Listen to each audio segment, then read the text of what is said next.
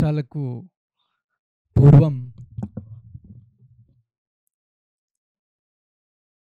ఆ దేవదేవుడైనటువంటి శ్రీకృష్ణ పరమాత్ముడు సాక్షాత్తు ఉండేటువంటి ఈ జగత్తులో మానవ రూపంలో ఈ భూమండలంలో తిరిగేవాళ్ళు. ఆ సమయంలో తన భక్తులైనటువంటి పాండు పుత్రులు, ఎవరు పాండుపుత్రులు? పాండుతనయులు ఎవరు? మర్చిపోయారా? ధర్మరాజు, భీముడు, అర్జునుడు, నకుల, సహదేవుడు, పంచపాండవులు. వారికి అన్నీ తానే ఉండేవాడు అనమాట. ఎప్పుడు ఎటువంటి అవసరం వచ్చినా కూడా భగవంతుడు వెంటనే వాళ్ళకు చేయగలిగిన అన్ని సహాయాలు చేశాడనమాట. రాజసూయ యాగంలో ధర్మరాజు రాజసూయ యాగం చేశారనమాట. అంటే నేనే ఈ భూమండలం మొత్తానికి రాజుని అని ప్రపంచానికి చాటి చెప్పడం అనమాట. ఎవరైనా ఈ నిర్ణయాన్ని అంగీకరించకపోతే వాళ్ళు యుద్ధంలో పాల్గొని ఎవరు జయిస్తారో వాళ్ళే ఇంకా భూమండలానికి రాజు అవుతారనమాట. ఆ రాజసూయ యాగంలో వచ్చినటువంటి సామంతరాజులు అంటే ఎప్పుడైతే ధర్మరాజు నేనే రాజునని ప్రకటించాడో మిగిలిన రాజ్యాల్లో ఉండేటువంటి రాజులందరూ కూడా సామంతరాజులు అవుతారనమాట. అంటే ఈ ధర్మరాజు ఏదైతే చెప్తారో వాళ్ళు చేయాలి, సబార్డినేట్స్ అవుతారనమాట. ఆ యాగంలో వచ్చినటువంటి సామంతరాజులందరికీ స్వాగతం పలకడానికి వాళ్ళ పాదరక్షలు తీసి పెట్టాల్సిన చోట పెట్టి వాళ్ళ పాదాలు కడిగేటువంటి పనిని శ్రీకృష్ణుడు చేశాడనమాట. అదేవిధంగా కురుక్షేత్ర యుద్ధం జరగకూడదు అని పాండవులు 5 గ్రామాలను ఇస్తే చాలు, మాకు పూర్తిగా రాజ్యం అవసరం లేదు అని నిర్ణయానికి వచ్చినప్పుడు ఈ విషయాన్ని కౌరవులకు చేరవేయడానికి కృష్ణుణ్ణి దూతగా పంపించారనమాట. దూత అంటే ఏంటి? అక్కడికి వెళ్ళి వీళ్ళు చెప్పినటువంటి విషయాన్ని వాళ్ళకి చెప్పాలన్నమాట. అంత గొప్ప పదవేం కాదు అది. ఏదో వాళ్ళని పిలిచి సన్మాన సత్కారాలు చేసేటువంటి పదవి కాదు. అక్కడికి వెళ్ళిన తర్వాత అవమానం చేస్తారు, గౌరవిస్తారో అవమానం చేస్తారో చంపేస్తారో ఏది తెలీదు. అలాంటి ఒక దూతగా శ్రీకృష్ణుడు వెళ్ళి వీళ్ళ యొక్క సందేశాన్ని వాళ్ళకి చెప్తాడనమాట. 5 గ్రామాలు ఇవ్వమని చెప్పి. అక్కడ చెప్పిన వెంటనే కౌరవులు ఏం చేస్తారు? కృష్ణుడిని బంధించేయాలనుకుంటారనమాట. కానీ భగవంతుడు శ్రీకృష్ణ భగవానుడు అక్కడి నుంచి వాళ్ళకి చేయాల్సిన చేసి వచ్చేస్తాడనమాట. అక్కడి నుంచి తర్వాత కురుక్షేత్ర రణరంగంలో అర్జునుడికి రథసారథిగా ఉన్నాడనమాట. ఇప్పుడు మనకు ఇక్కడ కారు ఉండే వాళ్ళకి ఒక డ్రైవర్ ఉంటాడు. డ్రైవర్ అనేది ఒక గొప్ప పోస్ట్ ఏం కాదు, ఏదో ఏంటది చెప్పుకోదగ్గ ఒక పదవేం కాదు. అందులో ఈ రథసారథి యుద్ధంలో రథసారథిగా వ్యవహరించాలంటే ఎంతటి కష్టమైనటువంటి పరిస్థితులు ఉంటాయంటే వాళ్ళు కుడి పక్కకు వెళ్ళాలంటే కాళ్ళతో తంతారనమాట. కాళ్ళతో తన్ని వాళ్ళకు ఒక ఉంటుందన్నమాట. ఇలా వాళ్ళు కమ్యూనికేట్ చేసుకోవడానికి కుడి పక్కకి వెళ్ళాలంటే ఇలా చేయాలి, ఎడం పక్కకి వెళ్ళాలంటే ఈ పక్క చేయాలి, అలా చేయాలి అనేసి. మెల్లగా వెళ్ళాలంటే ఒక విధమైనటువంటి కమ్యూనికేషన్ ఉంటుందన్నమాట. వేగంగా వెళ్ళాలంటే ఒకటి. సో అదేంటి కాళ్ళతో చేతులతో కొట్టడము ఇంకా అలా ఉంటుందన్నమాట. అలాంటి ఒక పదవిని శ్రీకృష్ణుడు తీసుకున్నాడు అనమాట. అదే కురుక్షేత్ర రణరంగంలో ఈ పాండవులు, ఉప పాండవులు రాత్రిపూట నిద్రిస్తున్నప్పుడు కౌరవులు వచ్చి వాళ్ళని ఏం చేయకూడదని చెప్పి ఆ ద్వార పాలకుడిగా కూడా వ్యవహరించాడనమాట. వాళ్ళు ఉండేటువంటి నివాసానికి వెలుపల ఖడ్గంతో ఉన్నాడనమాట, ఎవరు రాకుండా వాళ్ళని కాపాడడానికి. అదే శ్రీకృష్ణుడు చిన్న వయసులో ఉన్నప్పుడు వెన్న దొంగతనం చేశాడని యశోదాదేవి కోపం రావడంతో కర్ర తీసుకొని వస్తుందనమాట భగవంతుణ్ణి దండించడానికి, శ్రీకృష్ణుని దండించడానికి. ఆ కర్రను చూసి భయపడతాడనమాట. ఆ భయాన్ని చూసి భాగవతంలో ఆ వివరణ చాలా చక్కగా ఉంటుందన్నమాట. ఆ భయపడిండేటువంటి రీతిని చూసి భయానికే భయం పుట్టిందంట. ఎవరాయన? శ్రీకృష్ణుడు అనేటువంటి వాడు సాధారణ బాలుడు. మన ఇంట్లో కూడా పిల్లలు ఉంటారు, అలాంటి సాధారణ బాలుడేం కాదు. భగవద్గీతలో అర్జునుడు అంటాడనమాట, పరబ్రహ్మ పరంధామ పవిత్రం పరమం భవాన్. అంటే ఏంటి? శ్రీకృష్ణ, నేనేదో నిన్ను సాధారణ వ్యక్తిగానో, నా సన్నిహితుడిగానో, నా స్నేహితుడిగానో, నా బంధువుగానో అనుకుంటున్నాను, కానీ నీ నిజస్థితి ఇది కాదయ్యా. నువ్వు పరబ్రహ్మవి. నీ యొక్క శరణు పరంధామము, అంతటికన్నా గొప్పది లేదు. పరబ్రహ్మ పరంధామ పవిత్రం, నీకంటే పవిత్రుడు ఎక్కడా లేదు. పరమం భవాన్, నీకంటే ఆదిదేవం అజం విభుం అంటాడనమాట. నువ్వే ఆదిదేవుడవి. అజం అంటే పుట్టుక లేనివాడు, అజహ అంటే పుట్టుక లేనివాడు, విభుం అంటాడనమాట. అలాంటి ఒక భగవంతుడు, అలాంటి వివరణ ఉన్నటువంటి భగవంతుడు, అలాంటి ఒక క్వాలిటీస్ ఉన్నటువంటి గుణాలు ఉన్నటువంటి భగవంతుడు ఒక పక్క చూస్తే రథసారథిగానో, లేకుంటే సేన ఏంటది వాళ్ళ నివాసానికి ఒక సెక్యూరిటీ గార్డ్గానో, లేకపోతే దూతగానో వ్యవహరించడం ఆశ్చర్యానికి గురి చేస్తుంది.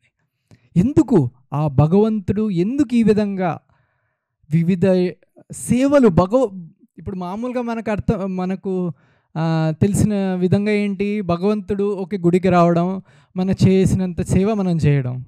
కానీ ఇక్కడ చూస్తే మనం ఎవరికైతే సేవ చేయాలనుకుంటున్నామో ఆ భగవంతుడే భక్తుడికి సేవ చేస్తున్నాడు, మనకు కాదు, భక్తులకి. సాక్షాత్తు ఆ భగవంతుడే, దేవదేవుడు అనేటువంటి ఆ భగవంతుడే భక్తులకు సేవ చేయడానికి ఈ భౌతిక లోకంలో అవతరించి వస్తారన్నమాట. ఏంటి, ఎందుకు ఈ విధంగా అంటే, ఒక గొప్ప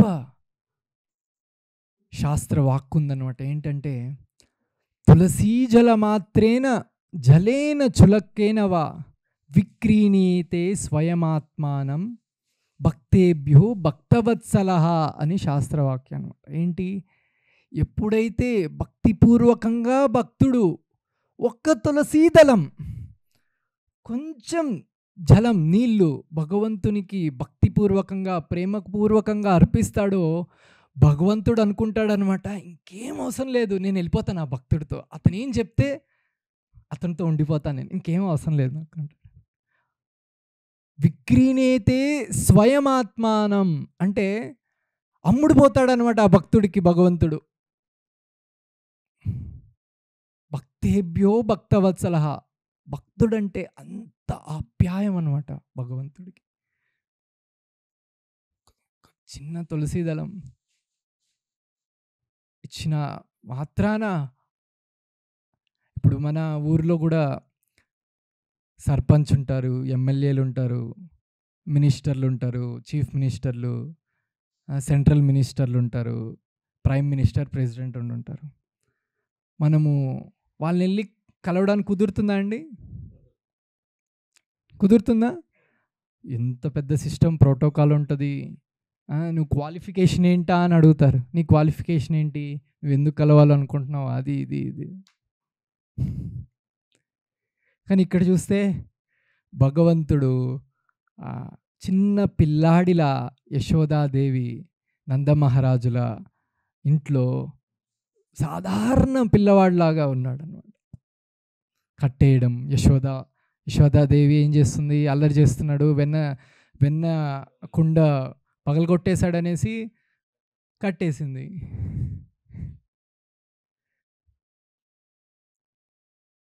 సో భగవంతుని యొక్క లీలలు అసాధారణమైనటివి అన్నమాట. మనకు అర్థం కావంత సులువుగా.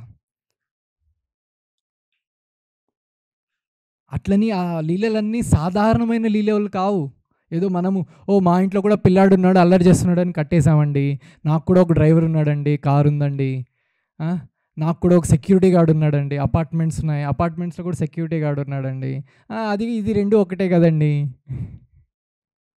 తేడా ఏంటండి?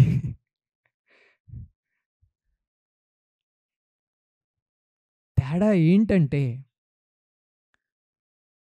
భగవద్గీతలో స్వయంగా భగవంతుడే ఈ విషయాన్ని చెప్తున్నాడనమాట.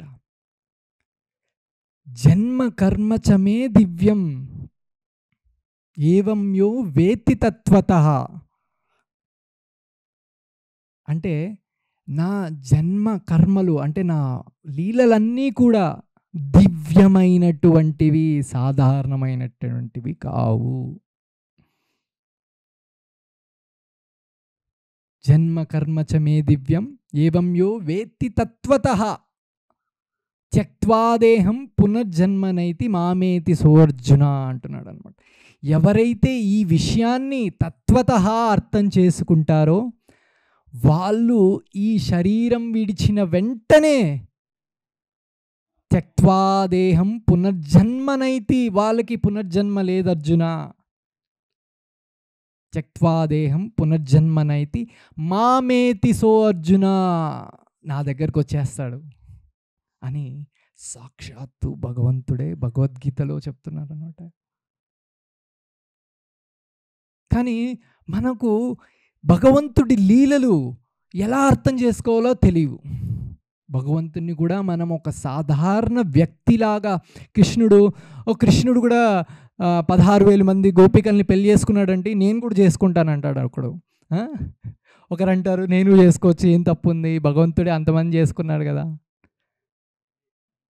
భగవంతుడు రాసలీల చేశాడు, అమ్మాయిలతో ఉన్నాడు అంటాడు ఒకరు.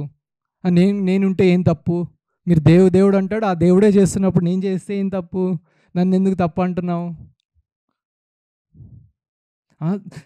కురుక్షేత్ర యుద్ధంలో సాక్షాత్తు భగవంతుడే పాండవులని గెలిపించడానికి కౌరవులతో చీటింగ్ చేశాడు అంటారనమాట కదా. ఇంకేమున్నాయి ఇలాంటివి నిందలు? చాలా నిందలు వింటుంటాం. ఏంటి వేరే నిందలేంటి?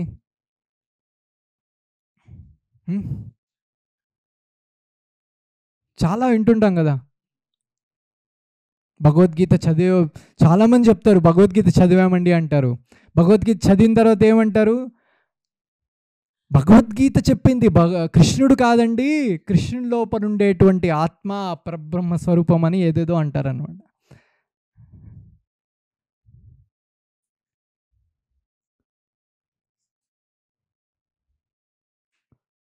ఇట్లా రకరకాలైనటువంటి మిస్కన్సెప్షన్స్ ఉన్నాయన్నమాట. తప్పుగా అర్థం చేసుకుంటున్నాం అనమాట ఈ విషయాలన్నిటినీ కూడా.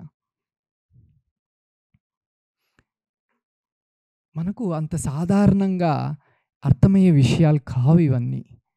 ఆ భగవంతుడు ఈ జగత్ సృష్టికి కర్త అయినటువంటి ఆ పరమాత్మ ఏ విధంగా యశోదాదేవి ఇంట్లో చిన్న బాలుడిలాగా వ్యవహరిస్తూ తను కర్ర తీసుకొస్తే భయపడుతున్నాడు అనేటువంటిది ఒక పెద్ద ఆశ్చర్యానికి గురి చేస్తుంది అనమాట మనకి. ఆ రెండు విషయాలు, ఈ జగత్తుకు మొత్తం సృష్టికర్త అంటున్నాం, ఈ పక్క ఏమో అదే వ్యక్తి యశోదాదేవి గృహంలో కర్ర తీసుకొస్తే భయపడుతున్నాడని అంటున్నావు. ఈ రెండిటికి పొంతనేం లేదసలు.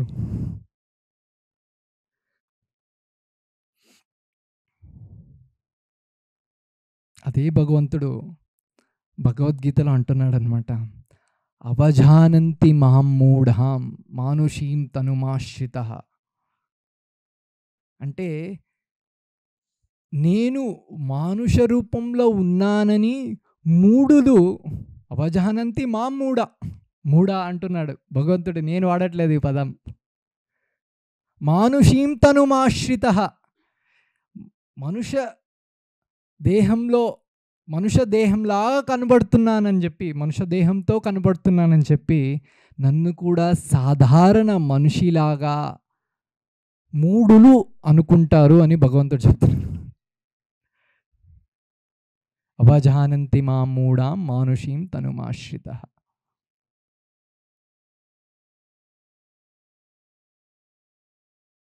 మమభూత మహేశ్వరం. కానీ వాళ్ళకు నా యొక్క నిజస్థితి తెలీదు. ఏంటది? మాం అహం భూత మహేశ్వరం. అంత సృష్టికి, అన్ని చరాచరులకి, అన్ని భూతాలకి నేనే సృష్టికర్తని, మహేశ్వరం, నేనే ఈశ్వరుడని అందరికీ కూడా అంటున్నాడు అనమాట. సో కాబట్టి మనకు ఈ విషయాలన్నీ కరెక్ట్గా అర్థం కావాలంటే ఏం చేయాలండి? సీరియల్ చూడాలి కదా. సీరియల్స్ వస్తాయి కదా ఈ మధ్యకాలంలో, శ్రీకృష్ణ అనేసి, మళ్ళీ ఇట్లా ఏదో రకరకాల సీరియల్స్ వస్తాయి. చాలా సీరియల్స్ వస్తున్నాయి. ఆ సీరియల్స్ చూసి మనం నేర్చుకోవాలి విషయాలన్నీ. ఏదో సినిమాలు వస్తుంటాయి, సినిమాల్లో చూపించేవి సీరియల్లో చూపించేవన్నీ కూడా నిజాలు. కాబట్టి మనం అన్నీ అర్థం చేసుకొని అవే నిజాలుగా వ్యవహరించాలి కదండి.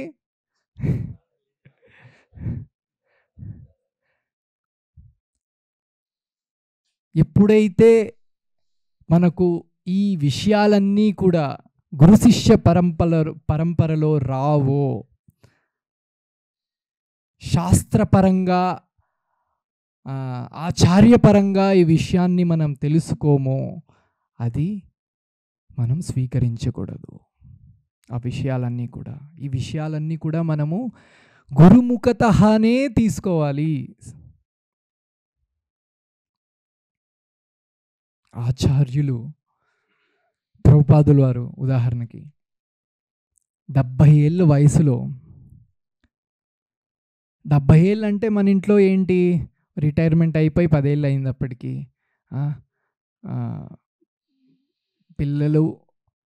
పిల్లలకు పిల్లలు, మనవళ్ళు, మనవరాళ్ళు, వాళ్ళు కూడా వయసు అయింటే వాళ్ళకి ఇంకా పెళ్ళిళ్ళు, అవన్నీ చూసుకుంటూ సంతోషంగా గడిపేటువంటి వయస్సు 70, 80, 90. కానీ ప్రభుపాదుల వారు ఈ ఇస్కాన్ సంస్థాపకాచార్యులు వాళ్ళ గురువుగారు చెప్పారనేసి ఈ వైదిక జ్ఞానాన్ని, సనాతన జ్ఞానాన్ని 70 ఏళ్ళ వయసులో ప్రపంచానికి మొత్తానికి చేర్చారనమాట. 10 సంవత్సరాల్లో 108 రాధాకృష్ణ మందిరాలు నిర్మించి 5,000 మందికి దీక్షిచ్చి, ఈరోజు ఏ దేశానికి వెళ్ళినా కూడా, ఎక్కడ చూసినా కూడా, ఏ దేశంలో వెళ్ళినా కూడా నీకు కృష్ణ భక్తులు, వెజిటేరియన్ రెస్టారెంట్లు ప్రతి చోట్ల ఉన్నాయి. ఎందుకు ఇవన్నీ చేస్తారు భక్తులు?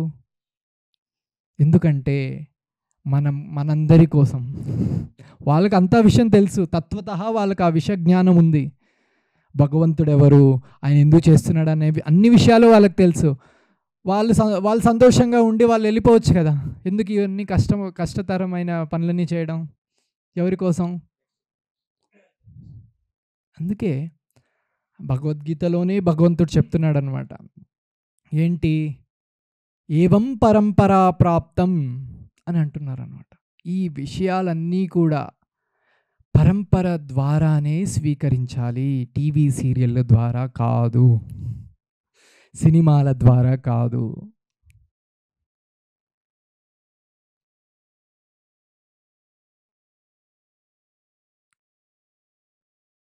మనకు తెలియవు. ఏంటి ఈ టీవీ మనకు తెలీదు కాబట్టి ఈ టీవీ సీరియల్స్‌లో, సినిమాల్లో చూపిచ్చేవే నిజం అనుకుంటాం. అదే విషయము ఇంకొక ఇద్దరి ముందు చాలా బాగా చూపిచ్చారండి సీను. ఆ ఎపిసోడ్ చాలా బాగుంది. ఆ సినిమాలో చాలా బాగొచ్చిందండి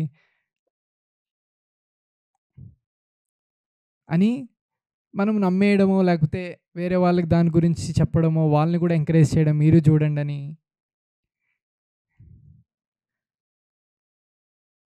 ఇలాంటివన్నీ జరుగుతాయి. ఎప్పుడు మనకు విషయం తెలియనప్పుడు. మనకు ఎలా తెలుస్తుంది విషయం? ఆచార్యముఖతః అంటే గురు ఆ! గురు పరంపరలో వచ్చిండేటువంటి విషయాన్ని మనము స్వీకరించాలి. మిగిలినవేవి కూడా తీసుకోకూడదు. గురు పరంపర అంటే ఏంటి? శాస్త్రంలో ఈ వేదిక జ్ఞానం, వైదిక జ్ఞానం ఏ విధంగా మానవాళికి రావాలి అనేటువంటిది నిశ్చయించబడిందనమాట. 4 పరంపరలున్నాయి. అందులో బ్రహ్మ ఒకరనమాట. నలుగురికి భగవంతుడు, సాక్షాత్తు భగవంతుడు స్వయంగా ఈ జ్ఞానాన్ని ప్రసాదించారనమాట.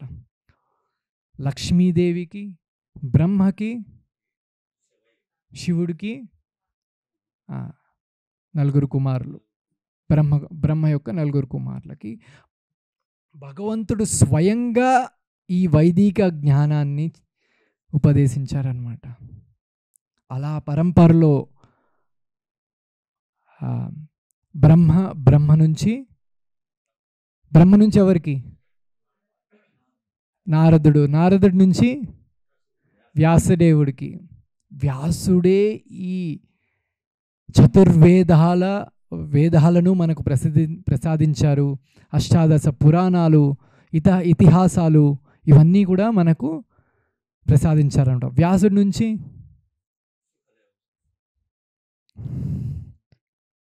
సో ఈ విధంగా పరంపర కొనసాగించి ఆ జ్ఞానాన్ని మనకు ఏ విధంగా తెలుసుకుంటే మనకు సార్థకత జరుగుతుందో ఆ విధంగా మనకు ప్రసాదించబడిందనమాట. అదే గురు శిష్య పరంపరలో శిలా ప్రభుపాదులు కూడా చివరి ఆచార్యులు అన్నమాట. 36వ ఆచార్యులు. సో కాబట్టి శిలా ప్రభుపాదుల వారి పుస్తకాలన్నీ కూడా మనము చదవాల్సిందే. అప్పుడే మనకు ఈ విషయాలన్నీ కూడా సరిగ్గా అవగతం అవుతాయి. లేకపోతే మనం మిస్ అయిపోతాం. ఆషాఢ మాసం సేల్స్ అని పెడతారు షాప్స్లో. ఏంటది?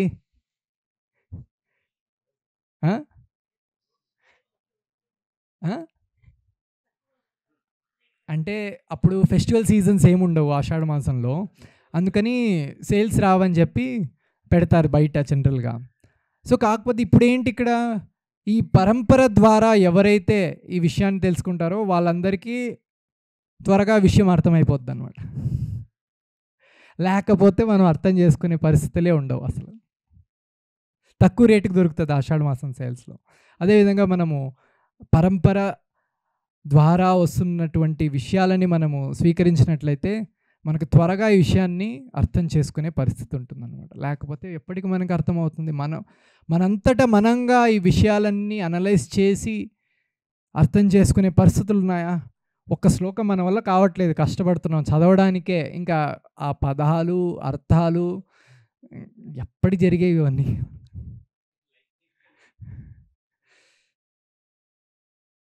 అదేవిధంగా భగవంతుడు స్వయాన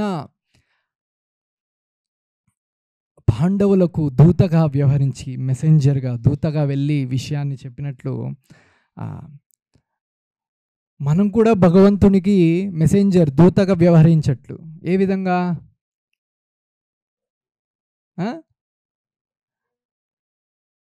మనము కూడా భగవంతుని సందేశాన్ని వేరే వాళ్ళకు, ఇతరులకు పంచినప్పుడు మనము కూడా భగవంతునికి మెసెంజర్, దూతగా వ్యవహరించవచ్చు. అప్పుడు ఏమవుతుంది? భగవద్గీతలో స్వయాన భగవంతుడే చెప్తున్నాడు అండి. ఏంటి? ఎవరైతే ఈ సందేశాన్ని ఇతరులకు తెలియబరుస్తారో వాళ్ళు నాకు చాలా సన్నిహితులు అని స్వయాన భగవంతుడే భగవద్గీతలో చెప్తున్నాడు అనమాట.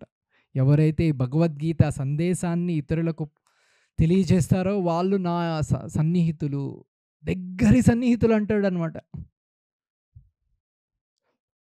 అందుకని ప్రభుపాదులు వాళ్ళు ఏం చేశారు, గీతా జయంతి సందర్భంలో, ఎప్పుడైతే గీతా జయంతి ఈ డిసెంబర్ 11వ తారీఖు గీతా జయంతి అంటే ఆ రోజు సాక్షాత్తు భగవంతుడు అర్జునుడికి గీతా ఉపదేశం చేసిన రోజు అనమాట. సో ప్రభుపాదులు వారు ఏం చేశారు, ఈ సందర్భాన్ని అడ్వాంటేజ్ తీసుకొని బుక్ డిస్ట్రిబ్యూషన్ మ్యారథాన్ అని స్టార్ట్ చేశారనమాట. ఏంటి, అప్పుడు ఈ భగవద్గీత వితరణాన్ని ఎక్కువ ఎంత వీలైతే అంత ఎక్కువ మందికి చేర్చడానికి 1 మంత్ 2 మంత్స్ తీసుకున్నారనమాట. అదేవిధంగా ఇక్కడ బుక్ డిస్ట్రిబ్యూషన్ మ్యారథాన్ స్టార్ట్ అయింది మన టెంపుల్లో కూడా. ఇప్పుడు మనం చదవడం, ఇతరులకు ఆ సందేశాన్ని చెప్పడం.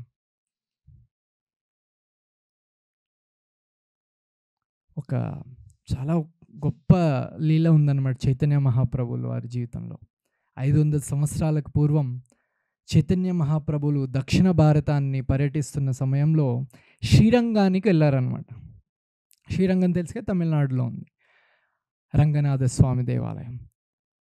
ఆయన వెళ్ళిన సమయంలో దేవాలయానికి, ఆ దేవాలయం వెలుపల ఒక బ్రాహ్మణుడు భగవద్గీత పుస్తకాన్ని చేతిలో పెట్టుకొని, దాన్ని కూడా ఇలా నేరుగా కాదు పెట్టుకొని ఇలా ఉండి చేతిలో పెట్టుకున్నాడు అనమాట, రివర్స్లో పెట్టుకొని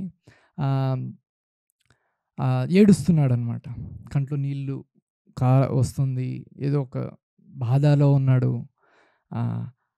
తన చుట్టూ కొంతమంది చేరి ఆయన్ని నవ్వుతున్నారనమాట. ఆయన చేసే విషయాన్ని చూసి, బుక్ ఇలా రివర్స్లో పెట్టుకున్నాడు అనేసి ఆయన్ని ఏడుస్తుండే విషయాన్ని చూసి నవ్వుతూ ఉంటారనమాట. అప్పుడు చైతన్య మహాప్రభు వస్తారనమాట అక్కడికి. వచ్చిన వెంటనే తను ఏం జరుగుతుందో అర్థం చేసుకోవడానికి ఆ బ్రాహ్మణుడు ఎవరైతే కూర్చోన్నాడో గుడి ముందర ఆయన అడుగుతారనమాట, ఏమైంది బ్రాహ్మణ, ఎందుకు, ఏం జరుగుతుందంటే అప్పుడు ఆయన చెప్తాడనమాట, మా గురువు గారు నన్ను భగవద్గీతని చదవమని చెప్పారు, భగవద్గీతని చదివి దాన్ని అర్థం చేసుకోమని నాకు చెప్పారనమాట. కానీ నాకు ఆ చదువు రాదు, ఎలా చదవాలో తెలియదు, సంస్కృత జ్ఞానం లేదు, నాకు చదవడం రాదు. కానీ గురువుగారు చెప్పారని ఆ పుస్తకాన్ని చేతిలో తీసుకొని ప్రయత్నిస్తున్నాను, కానీ చదవడం కుదరట్లేదు. కానీ ఎప్పుడైతే ఆ దేవదేవుడైనటువంటి ఆ సాక్షాత్తు పరమాత్మ భగవంతుడు తన భక్తుడి కోసము రథసారథిగా వ్యవహరించాడనే విషయం నాకు గుర్తొస్తుందో, వెంటనే నా కళ్ళంబడి నుంచి నీళ్ళు కారిపోతున్నాయి, నా కంట్రోల్లో లేదు అంటాడనమాట. అప్పుడు చైతన్య మహాప్రభు అంటారు, నీకు మాత్రమే భగవద్గీత యథాతథముగా అర్థమైంది అంటారనమాట. అరే చదవడం రాదు మనకు, ఆయన అది వేరే ఉల్టా పెట్టుకున్నాడు, బుక్కు వర్స్ బై వర్స్ అర్థం కాదు, చదవట్లేదు. అక్కడేమో మిగిలిన వాళ్ళంతా ఆయన చూసి నవ్వుతున్నాడు, చదువు రాకుండా పుస్తకాన్ని ఇలా పెట్టుకున్నాడని చెప్పి. ఇక్కడ ఏమంటున్నాడు చైతన్య మహాప్రభువులు, భగవద్గీతలో కృష్ణుడు కూడా అదే అంటున్నాడు. ఏంటి, జన్మ కర్మచమే దివ్యం ఏవంయో వేత్తి తత్వతః. నా ఈ విషయాలన్నీ, నా లీలలన్నీ కూడా తత్వతః అర్థం చేసుకుంటేనే భగవద్ధామాన్ని చేరుకునే అవకాశం కలుగుతుంది అని భగవద్గీతలో చెప్తున్నాడు. చైతన్య మహాప్రభు కూడా అదే చెప్పారు. నీకు ఈ అకాడమిక్ నాలెడ్జ్ అంటే ఈ పండితత్వము, ఈ సంస్కృతం చదవడము, తెలుగు వ్యాకరణాలు ఇవన్నీ రాకపోగినా పర్వాలేదు, నీకు తత్వంగా ఈ భగవద్గీత అనేది నీకు అర్థమైంది కాబట్టి నువ్వు భగవద్గీతని అర్థం చేసుకున్నావు. సరిగ్గా ఏ విధంగా మనం అర్థం చేసుకోవాలో అదే విధంగా నువ్వు అర్థం చేసుకున్నావు అని చైతన్య మహాప్రభు చెప్తారు. అందుకని మనం ఎప్పుడు కూడా నాకా ఇంతటి చదివి అర్థం చేసుకొని, ఇప్పుడు నేను చెప్పాను కొంతసేపటి ముందు చదవండి అలా అనేసి. సో మీరు అనుకోవచ్చు, నాకు పెద్ద పెద్ద విషయాలండి, సంస్కృతం అర్థం కాదు, తెలుగు కూడా అంత ఈజీ తెలుగు ఏం కాదు, ఇక్కడ పుస్తకాల్లో ఉండేది నాకు అర్థం కాదండి అంటే ఏమీ దిగులు పడాల్సిన అవసరం లేదు.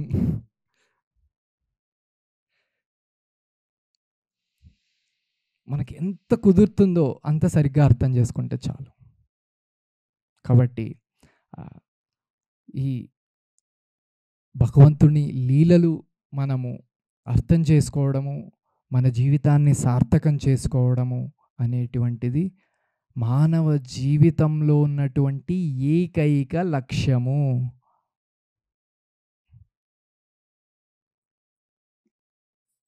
మునుపటి ప్రవచనాల్లో మనం డిస్కస్ చేసాం డీటెయిల్స్‌గా ఏంటి పొద్దున్న లేసి మన దినచర్యలేంటి అవి ఇవి అనేసి. కదా! గుర్తుందా? ఏ విధంగా మనము ఈ జీవితాన్ని మొత్తం స్పెండ్ చేసి ఒకరోజు ఈ శరీరాన్ని వదిలేస్తాము. దానికంటూ ఒక లక్ష్యం ఉండొద్దా అని డిస్కస్ చేసాం డీటెయిల్డ్‌గా. సో, కాబట్టి ఈ భగవద్ విషయాన్ని, భగవంతుని లీలల్ని మనము తత్వతగా అర్థం చేసుకోవాలంటే ఆచార్య ముఖతః, గురుముఖతః మాత్రమే జరుగుతుంది. సీరియల్లు, సినిమాలు చూస్తే రావు.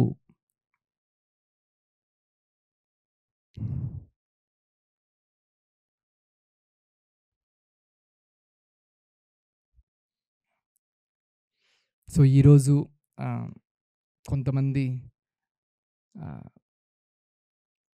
ఈ మతం అనే ముసుగులో చాలా అరాచకాలకు పాల్పడుతున్నారు. ఈరోజు చూసుకున్నట్లయితే బంగ్లాదేశ్‌లో మతం అనే ముసుగులో చాలా అంటే చాలా విపరీత పరిస్థితులు నెలకొన్నాయి. న్యూస్‌లో వచ్చేవన్నీ కూడా చాలా తక్కువే. వచ్చిండే విషయాలు, బయటకు వచ్చిండే విషయాలు అంతకంటే ఎక్కువగా బంగ్లాదేశ్‌లో జరుగుతోంది. సో, హిందువులని సమూలంగా నాశనం చేయాలనే ఒక ధ్యేయంతో అక్కడ చాలా అరాచకాలకు పాల్పడుతున్నారు బంగ్లాదేశ్‌లో. ఎవరికన్నా ఏదన్నా క్వెషన్స్ ఉంటే డిస్కస్ చేయొచ్చండి.